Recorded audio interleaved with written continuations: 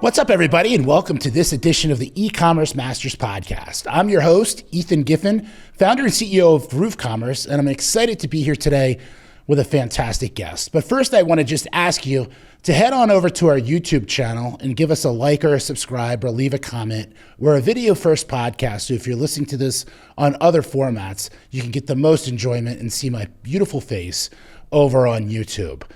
Today's guest is William Gasner. He's the co-founder and CMO of Stack Influence. He's a 6X founder and a 7-figure e-commerce seller, and has been featured in leading publications like Forbes, Business Insider, and Wired for his thoughts both on the influencer industry and the e-commerce industry. And I'm very, very excited to have him here today on the podcast. Welcome to the show, William. How are you? I'm doing fantastic. Thanks for having me on, Ethan. That's great. I mean, when we connected, I was so curious about your product and like your take on influencer marketing. It's not a lot that we've explored in the show, and I'm always curious more about how that works. I am definitely an Instagram husband, so I have to follow my wife around and take photos and all that type of thing. And so maybe I'm behind the lens in that instance, and I'm curious of how brands and e-tailers are leveraging influencer marketing in front of the lens. Absolutely. I'm very excited to dive into it. So before we get going into the product, tell us a little bit about yourself and kind of what led you into the e-commerce industry. 100%. So I've been an e-commerce seller since 2008. What led me into it was my family always owned a store growing up and was very crafty, making different products. And my dad actually inspired my brother and I to start creating handmade cutting boards, is really what dove me into e-commerce. So made cutting boards, sold them at farmers markets, art fairs, and that evolved into a few different other product niches like jewelry. And I really, as kind of the e-commerce world was really growing, started diving into the technological side of that, learned how to make my own websites, started getting the products I was building online, went as far as actually sourcing new products and testing a whole bunch of different things that weren't actually handmade and could scale more than a handmade cutting board. And basically did that for about 10 years. And had some big failures and then a few big successes, and evolved products by the likes of toys, teeth whitening, etc. And that led me to utilize a huge amount of different tactics to not only grow my website, but also e-commerce marketplace listings like Amazon and Walmart. And along that journey, utilize a huge amount of influencer marketing techniques, from hiring celebrity and mega influencers, they call them, people with millions of followers to promote the products we were selling. And then also tapping into much smaller creators, what the industry calls nano and micro influencers, which we can dive into the benefits of both later in this podcast. But basically use the whole gambit of different influencer marketing techniques.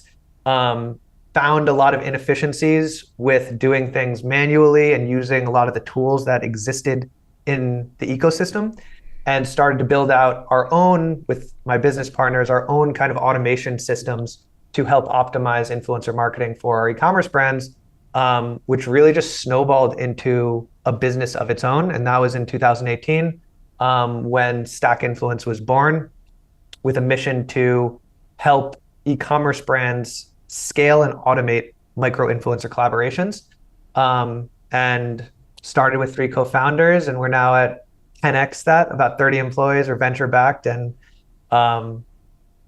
been a crazy journey so far. So that's the long and short of, I have a lot of other things in between there, a few other tech ventures, working in some greenhouses in a biotechnology lab, but we don't have to get into all of that. I mean, we probably could spend a whole hour talking about like our mutual failures and how much we learned from that. 100%. And so, maybe that's a show for the future, but I find that like I learn more, like despite the brutalness of it, I learn more in my times of failure than I often do in my times of success. No in question. Terms of personal growth. I cannot agree more. I think we've all been on that journey. It's very intriguing and interesting. So, like, tell us, like, what problem does Stack Influence solve? Are you like a brokerage to like reach influencers? Are you a management platform? Are you like all of the above? Like, what problem are you really solving in the marketplace? Great question. So we are in essence a brokerage, but truthfully a marketplace platform, right? So to tell you what existed prior to Stack Influence and what a lot of the influencer tools you find out in the world right now is basically a database. In essence, it's like a CRM. So think like Zoom info, right? Huge amount of contact information for people, and then tools to reach out to them and negotiate with them, right? Does save you some time of doing a bunch of manual effort on searching on social media, finding an email address, and using spreadsheets, right? So there's some solutions there. And those platforms also can work really well for larger influencer collaboration. So people you're paying thousands, tens of thousands, sometimes hundreds of thousands of dollars. You need to really sift very dramatically through a list of people to find the exact right fit. And you're paying a huge amount of money. So you need to have customized posting guidelines for every single person you're dealing with. And you may be willing to spend tens of thousands of dollars on a tool because you're spending that much amount of money on one collaboration or a handful of collaborations. Now, what did not exist at the time when we started Stack Influence, and still we're pretty much one of the only platforms that really has figured out solutions around how do you scale micro and nano influencer collaborations? And for those of you who don't understand those labels, basically what a mega influencer is someone defined as having over a million followers, right? And then they have a definition of what's called a macro influencer, which is between 100,000 to a million. And then micro influencers are usually 10,000 to 100,000, and nano are less than 10,000.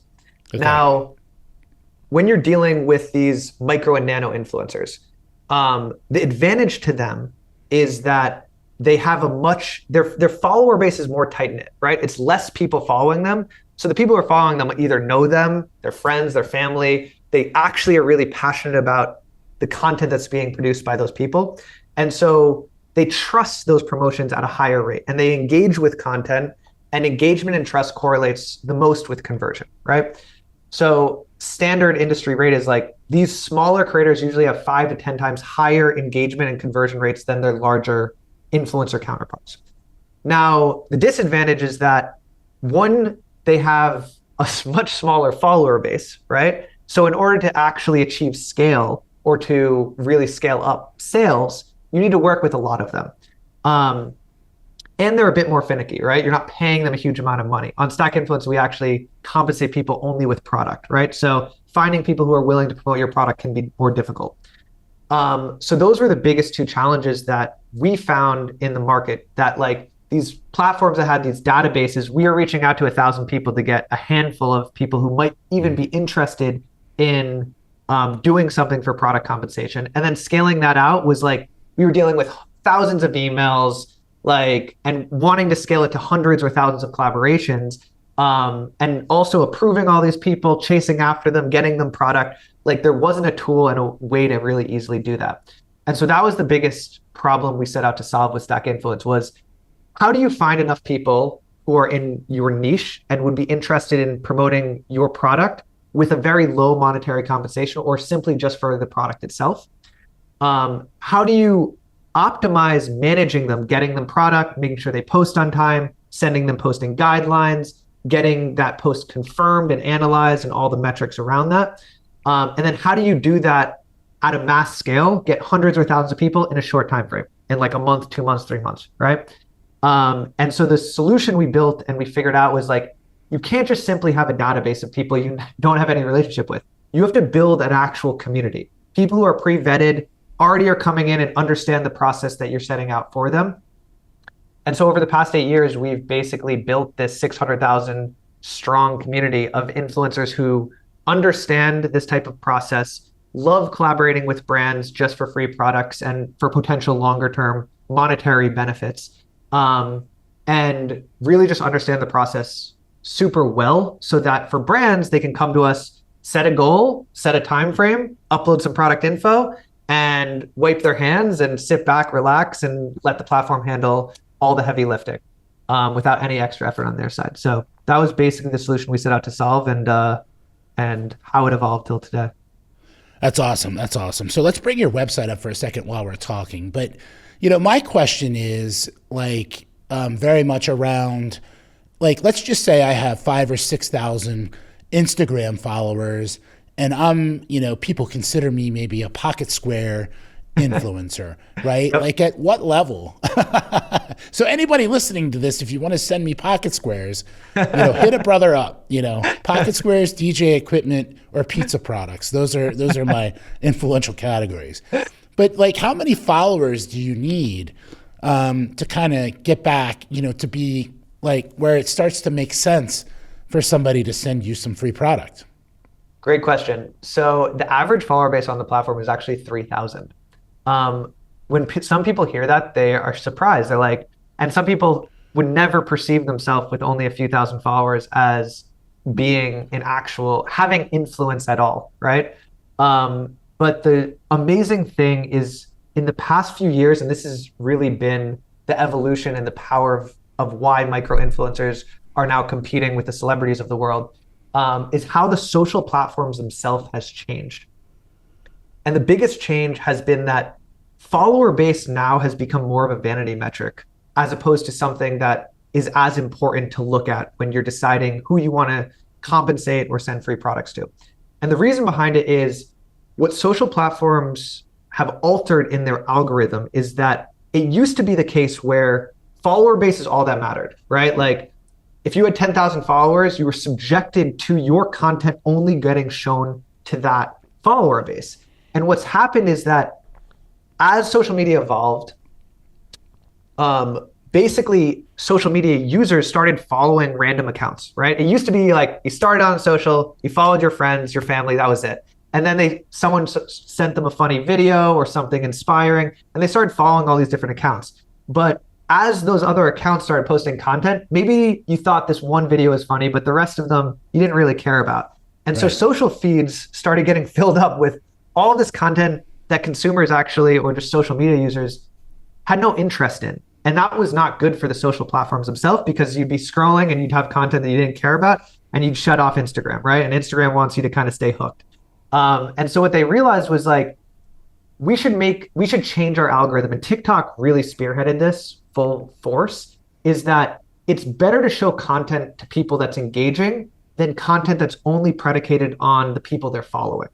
And if content is engaging to a follower base, maybe we should show that content to people who might not be following that profile, because they might like it, right?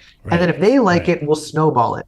And so what it opened the gateway, it basically democratized influence on social media to where you can literally have 100 followers. You could have a brand new social profile account. And if you create some engaging content, and those few people who are following you actually really engaged with it, Instagram, TikTok, YouTube, they're going to start showing that content beyond the follower base. And if those people like it, then that'll snowball, and you can literally get millions of views. You can go viral with being a brand new social account. And so it really leveled the playing field from who has influence. And now the bottom line is, you want to focus more on content than follower base, right? And diversify your risk across a lot more people. And that's why brands really love Stack Influence, because it's like, you work with someone who has 1 million followers. Yes, they have that kind of guaranteed reach in some capacity, but you're putting a lot of your eggs in one basket. And if that content doesn't produce, right? Like, for some reason, the algorithm didn't like what they produced, some of their followers didn't engage with it, and it gets even subjected to maybe 10% of their follower base, you're not converting on anything. Whereas diversify across 100, 1,000 people with 3,000 followers, right? You're getting in the potential of millions, but also increasing your potential for that viral moment of those creators producing really good content that is going to be engaging. So that's kind of the formula. Yeah. All right. I mean, I'm very curious about all of it. I had lunch with a very, very famous Hall of Fame athlete, and who's from the Baltimore area. And so, we were talking about his social, and he was dabbling in some of the, the influencer things, but none of it was converting. And so, that was like the real challenge of like, this is not your messaging, like, is just not converting. It's not resonating. You're kind of almost just doing, home shopping type like adverts for it versus like being bought into the product authentically. And so, Totally. it's just not it's not, you have to get somebody right at that moment that's looking for that specific thing or the problem associated, Absolutely. with that overall. Interesting. Yeah, and that is a big challenge with influencer marketing in general is like not every product works, by the way. Like there's certain products, like for example, beauty products usually work really, really fantastically, but promote people are absolutely willing to promote them. Promotions work really well. But if you're promoting athlete's foot cream, right, that talking about your foot fungus on social media, a lot of people aren't going to be interested in hearing about that or promoting it in general. So, and to the example that you just brought up is like, sometimes things are time-based where you're promoting a beach blanket in the middle of winter. Maybe people in California and Florida would be interested in converting on that, but maybe only 5% of your audience or 5% of the people who see it are actually interested in that product. So there's a lot of nuance to what products you promote, when you promote them, how you promote them, the type of content that works well for that type of product. Maybe it's an unboxing video. Maybe it's just an image of the video with like a carousel. Maybe it's you have to be utilizing it while talking through it, right? So product by product differs and there's nuances to everything. Interesting. All right. Now, what about, like, I've seen some influencers, talk about they've disclosed that they've received, products for review with no compensation, just, product. I've also seen some where they say they have to send the product back. Maybe that's more, that's not beauty products. It's more expensive electronics or other things. Is there any kind of legalities in any of that? Or is that like, it's intriguing to say, hey, you got to send this back after you're finished with it. That's a very interesting thing, which is crazy to be like, send it back. It makes sense for more expensive products, especially if you have a smaller follower base. That is another kind of constraint with the product seeding model or micro influencers is it does limit the type of brand of like how expensive it is to collaborate. We actually limit on our platform products that are over $100 because if you have $1,000 product and you're giving away 100 of them, and maybe it's $1,000 of cost to you, like that's $100,000 off the bat, right? And like that's really expensive. And if a few of those promotions don't pan out, it can get costly very rapidly. So it kind of, at least the micro nano side, does make sense for people to ship it back after the promotion so they don't lose that cost. What was your second question or the first question you asked me? Well, just the difference between keeping the product versus having to return the product, after the end of it, if there was any real legalities or. Oh yeah, so legalities. So there absolutely is, regardless of what, even if you're sending the product back or just not getting paid and just getting compensated with the product, there is now Federal Trade Commission guidelines that you do have to follow. You need to disclose that there is some sort of partnership out there, regardless of if you're getting monetarily paid or just compensated in product. I would assume, and we don't do this, of having influencers ship products back, but I'm assuming that in those instances, the influencer is still getting some sort of benefit, whether it's an affiliate commission, whether they're getting monetarily rewarded, maybe not with the product, but actually compensated for that post.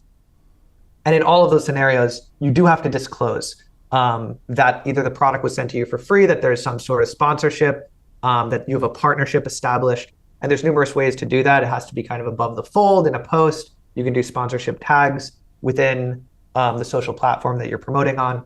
But at this point, there is a question, and some people don't actually really understand this, is that like, it's not just that you're getting paid. If you're just getting a free product, there still needs to be some disclosure to the audience that you are promoting to, that there is some incentive here, right? So what's an ideal brand or merchant like, for you to sign up? Like, how does that all work? what are the general costs of what a subscription runs? Absolutely. So as I mentioned, not every product niche does work well for influencer marketing. The ones that do work the best are more widely consumable products. So things that are applicable to a wider audience, right? The more niche you go, the less people who are going to be willing to promote it. And also kind of the less you're going to be able to scale, you could say. Now, as far as products that work really well: beauty, fashion, fitness, food, home goods. Those are kind of the 5 key ones. A lot of other niches also work fine. It's just there can be limitations to how well the promotions work at what time, as we discussed. Like maybe they work really good in the summer, but like gardening things, right? But like in the winter, you're going to be limited to how much influence you're going to have and how many people are going to be also interested in promoting at that time. Right. And that's another important thing of authenticity, which you kind of brought up, of like, when you pay someone, they are doing a lot of times something for money, right? And so it's less of an authentic promotion. But when it's for a product itself, it becomes more trustworthy, because why are you going to put in a whole bunch of effort and spend a bunch of time creating content, promoting that content to an audience, if you didn't actually care about the product you were promoting, when that is your compensation? But yeah, basically, those are the main niches. Another nuanced thing to take in consideration is the influencer market predominantly is skewed female. It's about 70% female who are willing to do promotions. Not to say men don't promote on social media, but when you deal with kind of that long tail, like the 99% of social media users, the everyday average people, most of them are female who are willing to promote products. So depending on what your scales are, if you're trying to do a few hundred influencers, you can get any gender, any demographic, et cetera, to do it. But if you're really trying to go into the thousands and do this in a long term and really, really scale it out, ideally the product is more female focused, or at least unisex, to have the best chance for that mass scale in a short time frame. How many, do you have a general recommendation of how many influencers to start with if you're just kind of dipping your toe in the water with this? Say you have a $49 health and wellness product, that skews, 25 to 45 age group, men and women. Absolutely. What are you gonna, like, how are you gonna get started with all of this? Great question. And I also didn't answer your question about pricing on our side and how it works. So I will get to that in this question as well. So basically, if you are just trying to get your feet wet, honestly, test out with 10, 20 influencers, right? So Stack Influence specifically, we actually have a minimum of 100. Okay. So it's optimized for scale and really actually working with a lot of influencers once you've kind of figured out what works. There are some brands that have never done influencer marketing before or just starting out that will run campaigns with us. They believe in the system, they've seen other brands, how it works, and they kind of want to really go hard. But if you are skeptical of influencer marketing, I wouldn't use a tool. I'd reach out to some people on social media. It's going to take a little bandwidth, but not too much work to get 10 or 20 people over a few months to promote your product. Look up some best practices. I mean, a few just off the bat is like, target the right people, maybe target people with specific hashtags on a social media profile. Just let's say you're selling protein powder and you want to find fitness people, maybe search your local gym hashtags, or hashtag health and wellness or yoga, right? People who are utilizing those tags probably are interested in the product that you're promoting. Come up with a brief of some guidelines that you'd like them to follow. Come up with some negotiation of how much you'd be willing to pay them. Maybe you're only going to give them free product. Maybe you're going to give them some affiliate commission. Maybe you're going to give them a flat rate of $100 or $50 to do a post. And then try to find their email, get in touch with them. Maybe you DM them through a social platform, and then figure out a way. And simply you can use a spreadsheet to kind of make sure you're tracking who's doing what, when they're posting, who's got product, et cetera. Very quickly, you'll understand how difficult scaling this out is. And that's when our platform becomes something that's logical. But again, if you're just trying to get your feet wet, it's very plausible to do it by yourself. And once you are ready to scale, our platform, again, minimum's 100, but it's a very simple payment system. It's a pay-as-you-go system. You only are guaranteed to only pay for completed social posts. So you set a goal, our platform sets out to achieve the goal, and you pay as you go. So week one, maybe you got 3 posts. You pay us a flat fee between $20 to $40 per post. Very reasonable considering some influencers go by hundreds of dollars, and that's kind of the going rate, truthfully. But through our platform, influencers get extra benefits, so we can keep costs a bit lower. And yeah, you just incrementally pay as you go and only pay for what's actually done. So let's say you're starting with 100. What's like an average? What is like somebody that's a moderate user of your platform and somebody that's like an expert level, user with your platform? How many influencers like do they have in the game at one time? Moderate is, so the average is about 300 on the system. So, and 300 is usually spread through 2 to 4 month time frame on average, right? So you think you're getting either like 150 influencers per month or like 75 to 150 influencers basically per month. Now, an advanced person is literally scaling to a few thousand every month. So think like 3,000 a month, right? That is not super cheap to do. Like you're sending out a huge amount of product, you're scaling up a decent amount of fees, but these are brands that really understand the value here. And one thing that is amazing that we try to really advocate with our system is don't just do things one-off. Create a longer term relationship with these types of influencers and start to build out an internal community of people who are kind of promoting for you on an always on basis and incentivized by affiliate commissions or additional free products that maybe you're sending them on a month-to-month basis. And that's a big reason why these brands scale is that like they're not only getting, some people think of influencer marketing just as equal to performance marketing, like running a Facebook ad, right? And there are correlations there, and there's absolutely like you're getting people to promote and you're making sales in return. But the beautiful thing about influencers is that you get this kind of package of benefits and a huge amount of halo effects. You're getting brand awareness, you're getting social proof, you're getting this content that can strengthen your ad campaigns and your marketing material. And in addition, and why these brands, it may sound crazy to do 3,000 a month, but besides just getting sales, you're building up maybe 10% of them. Maybe you get 300 people a month who are consistently promoting for you and are really, really good advocates for you. And you're giving them 10% commission to keep driving you sales in the long run. And like you compound that, it's an unbelievable marketing kind of army for you. Well, especially when you start thinking about the cost of AdWords and Facebook ads and all the stuff these days, That was my next kind of question is, so they're paying you to help kind of create the relationship per post.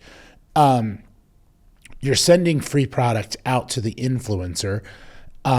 Is there, do you guys make it easy to get everybody's addresses and contact information to be able to send out 1,000 packages right at once? And then the second part of that is, are brands paying affiliate commission? Are they giving, affiliate URLs to each of these influencers to post for tracking purposes and for commission purposes? Great questions.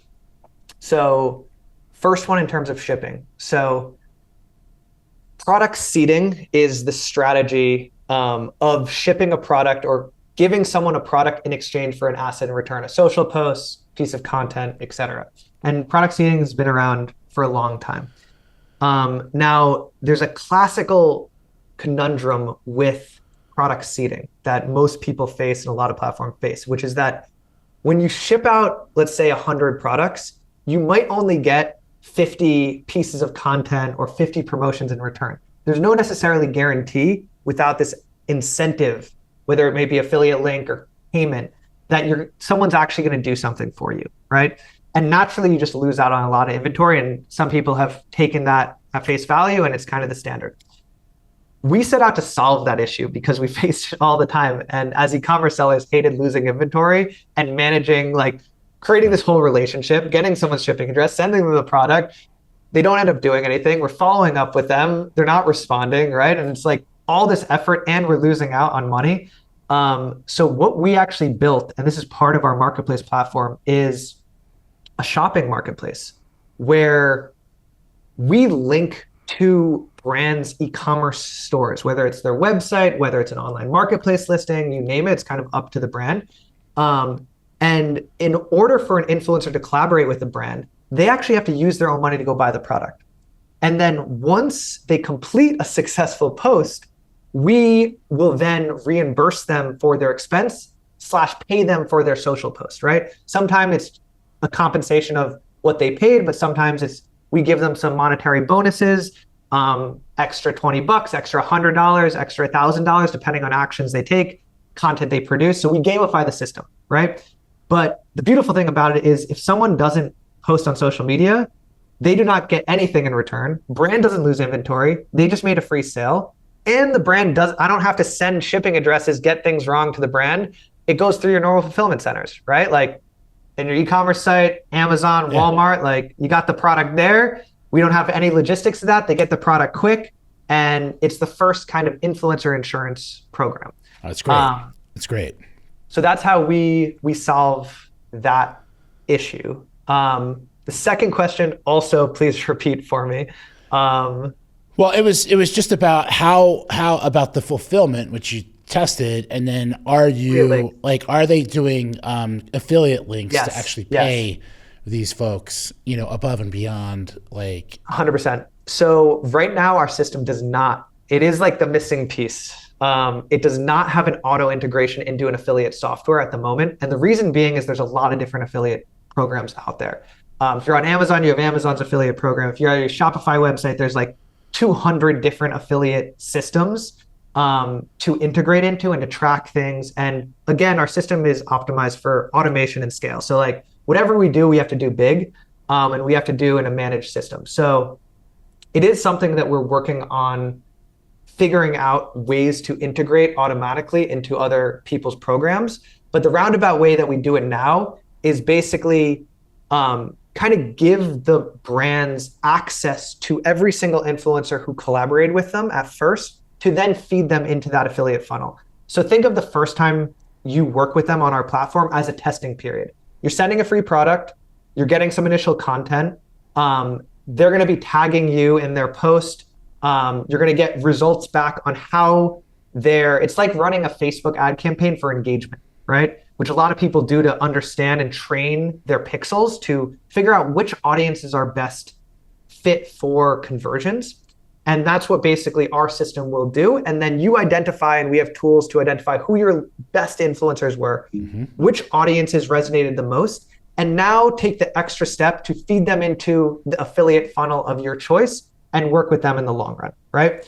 Now, again, working on ways to basically syndicate relationships further in an automated fashion, but it's more complex. And we're also building features to like integrate into Amazon accounts of like your advertising accounts on Meta, whitelisting ads, for those of you who know what whitelisting is, posting content to social media, to your website as kind of social proof. So there's a lot of ways, like what we wanted to solve at first, and we've gotten really good at, is like the automation, the collaboration, the scale. And now the beautiful thing is what we're evolving in the next few years is like taking all of those relationships further in terms of affiliate as well as content. So I was going to ask as well, like, do you integrate with Shopify or BigCommerce or Magento or any of the major commerce platforms to pull that catalog in? Or is that something that they have to kind of add a subset of their products that they want to promote? No, we integrate as far as the shopping side of getting people product, every single e-commerce platform on the internet. As long as there's no barrier to entry for them to utilize that shopping marketplace. Like we've run, for example, Costco campaigns, but Costco campaigns can sometimes be complicated because you used to need to have a membership to even access Costco, right? Right. Now anyone can actually shop on Costco. They just pay a little extra fees. But yeah, anywhere your product is sold online, our platform integrates into. That's really cool. That's really fascinating. How about from the influencer side? What does it take for somebody, that has a decent following, maybe a specific interest or a niche that they're posting into? Like, what is that process like to go through with you to be vetted and added into the directory? Great question. So we have a variety of different vetting. Some of it's done computerized by AI, and then we always have real people actually look at the profiles because there's certain things that we can't analyze, right? So certain things, authenticity is what we predominantly vet for, right? Because that's what sells. So we don't want profiles that, honestly, if you're promoting products nonstop, like you're kind of like just selling out. It's like your whole profile is product promotions. We actually don't accept you into our community. We want like incremental product promotions. We want you only promoting products that you actually like pocket squares and pizza, right? But basically, so that's the first thing. The second thing is we don't want like unbrand friendly content, right?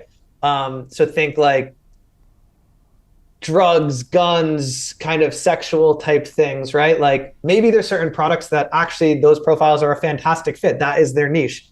But it's not applicable to a wide range of brands. And so we don't allow those types of promotions in the platform. Now, content quality is another thing, right? Like if all of your content is blurry and like you can't produce content at all, not to say that influencers like need a professional camera to take content. Like you can use your iPhone, authenticity is great, but if everything is really, really low quality, we're not going to accept you.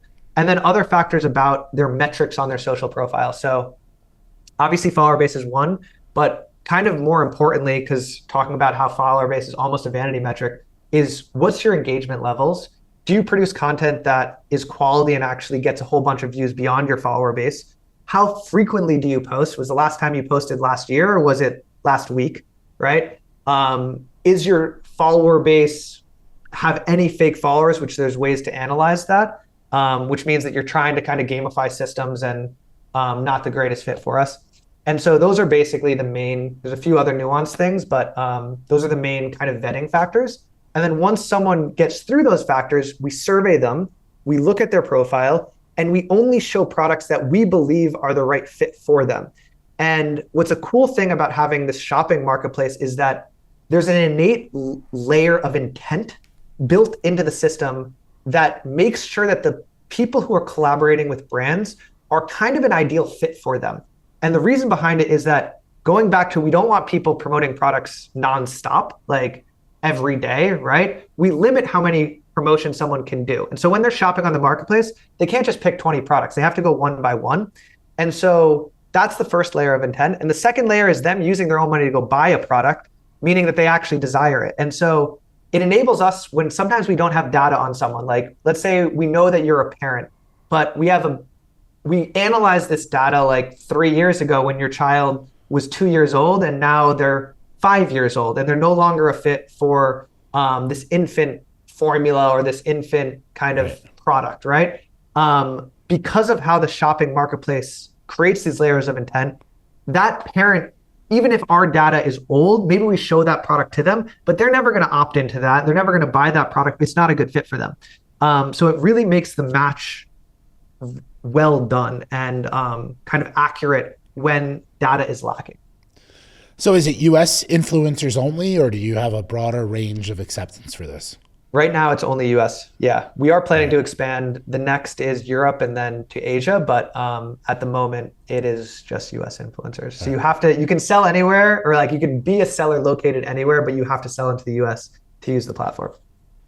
So what's kind of next for Stack Influence? What are you guys working on? What are you creating? Is there anything that you can share that's on your product roadmap or new ways to leverage the tool? Absolutely.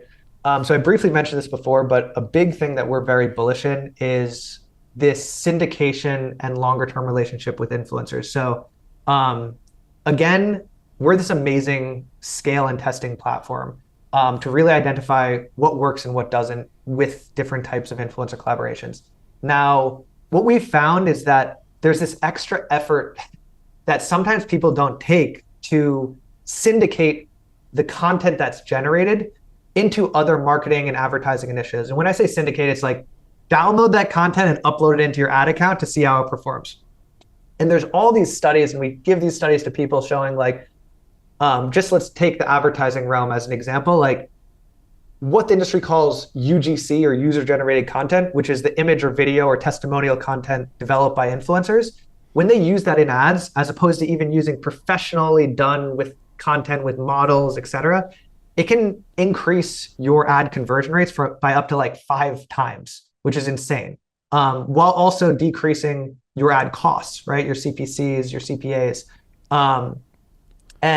But people still, just because of the extra effort to download things, sort through it, find the right pieces of content, upload it into, sometimes they have an agency managing kind of their ad campaigns. There's a few barriers or entries to do that. So a big project that we are working on right now, and advertising is one of them, and other channels are coming online soon, but is an automated way to syndicate or send the content that's generated by influencers into the ad platforms themselves. Yeah. And what we're trying to tie into that is a process called whitelisting, which, for those of you listening who do not know what whitelisting is, it's basically running an ad under someone else's social account. So let's say Ethan created an Instagram post about pizza, and Domino's had sponsored him for that post. Ethan's giving Domino's access to the content he produced. So he's like, you can run an ad with this if you want. But Domino's is like, you know what? What if we, as opposed to us as Domino's Instagram account running an ad with Ethan's video on it, what would be way more authentic is if we could budget or put ad spend behind Ethan's own social media account. So I want to fund his account with his own video and his profile, and I'm going to put $10,000 towards that. When that goes to people, it's a much more authentic type of promotion because it's coming from Ethan himself as opposed to this kind of ad from Domino's, right? Obviously, there's some disclosure there, cross-promotion, sponsorship type thing, but just coming from your profile feels more trustworthy. And that is what this whitelisting permissions are. You have to get this code from influencers to get permission to do it. But that type of ads has some wild conversion rates with it. And so it's something that we are also building out an automation system, and we're really bullish on, of automatically getting the codes from these people, automatically syndicating those pieces of content directly into your ad account. And now you can kind of not only have best of both worlds, like get influencer promotions, drive some sales, build out a community, get some content, but then strengthen your ad accounts all the while, right? Yeah, it's a fantastic concept because, I'm very active on LinkedIn and, personally. And so I had to grant Groove Commerce, access to my personal posts to be able to boost those posts, like to be able to boost organic posts. Absolutely. And so, now the company is basically, boosting my posts as sponsored posts that we're actually we've picked an audience of companies that we want to work with, and is displaying my organic LinkedIn posts to those companies, and it's been really fantastic to work through that. No, it's kind of the new evolution. The reality is that we've been bombarded by ads, right? And like kind of fake content. Another thing that maybe people are surprised I didn't mention is like AI, right? Like there's AI we're utilizing, and we have some features that we're going to be integrating, but like we are more bearish on the AI generated content trend, even though it's becoming amazing, but it's less trustworthy and less authentic. Like you see people create AI content, and all of the comments are like fake news. This is AI. Yeah. Like it's the antithesis, right, of actually authenticity and trust, which is what you want from influence. And again, whether it's the fake AI comments are also just exactly shit as well. 100% like that. So, I like to ask every guest on the show, do you have like one tip for growth that you would give to a brand or a manufacturer or a distributor for 2025 that would help them grow? Best tip for growth in the e-commerce world. I would say, I don't want to say influencer marketing because that is our entire conversation, but absolutely. It can be that. It could be, hey, you should look at this because, a lot of people I would say that is my best tip for anyone trying to grow, or if you're just starting out. And I'll give you the reasons why, even though, again, coming from me, you could seem like it's less authentic and biased, even though I have somewhat been in this world for a long time. I was an e-commerce seller who utilize this in the trenches. But the reason behind it and why I say it is it's one of the most cost-effective ways to get a huge amount of value, whether you are just launching or trying to grow your brand. And the reason behind it is like, let's just take just launching as an example. When you first launch, you have no one going to your website. Whether you're on an Amazon marketplace, you have no one, you're not ranking anywhere, no one's seeing your product, right? And maybe your product isn't that good. So just by sending product out, you're killing so many birds with one stone. You're getting product feedback. People are going to tell you if your product sucks or not. You're getting initial awareness, right? From them promoting on social media. You're getting the product, if they're willing to do something just for a product, that's like a real consumer. Ideally, they keep using your product, they might become a long-term customer of yours. So you're building up this initial customer base. You're getting content that's going to strengthen your kind of social proof that you can use on your website, on marketing material, that increases conversions once you start getting that traffic to whether you have an online marketplace listing or a website that you're selling, driving sales to.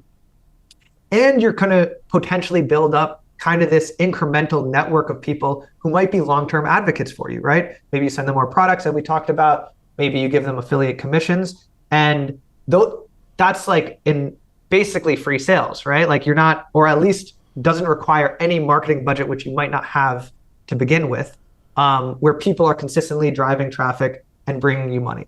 So you're kind of hitting all of these 5 points at once. And it's just an amazing way to bootstrap a company. And even if you're an established brand, like I think Unilever just came out with an announcement that they're taking half of all of their advertising budget this year and moving it to influencer marketing. And a company that's $1 billion company would not be doing that if it wasn't that effective, right? Like if it wasn't beating out the $1 trillion companies of Google and Facebook and TikTok, et cetera, if it wasn't working and didn't provide that plethora of value. So again, a biased answer, but that is, I am one of the best growth strategies in 2025. Awesome. So William, where can people find you online? Are you active on LinkedIn? Like can our listeners connect with you there? 100%. Check me out. Please connect with me on LinkedIn at William Gasner. If you want to learn more about the Stack Influence platform, go to our website, stackinfluence.com. Very easy sign up at the top right.